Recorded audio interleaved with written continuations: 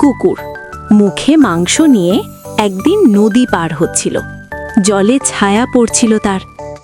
একটি ল্যাব্রাডর কুকুর মাংস মুখে নিয়ে নদী পার হচ্ছে। নদীর জলে নিজের ছায়া দেখে কুকুর ভাবল এটা বোধহয় অন্য কুকুর। সে বলল, ওর মুখের মাংসের টুকরোটা বড়। এর মুখের মাংসের টুকরাটা বড়। ছায়াকে অন্য কুকুর ভেবে লাফিয়ে তার মুখের বড় মাংসের টুকরো ধরতে গেল কুকুর। শব্দ হলো ছাপাং।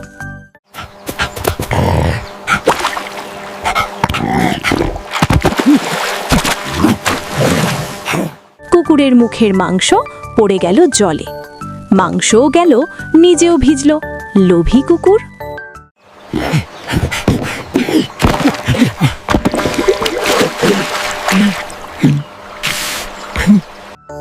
এই গল্প থেকে শিখতে পারি, লোভে পাপ, পাপে সর্বনাশ।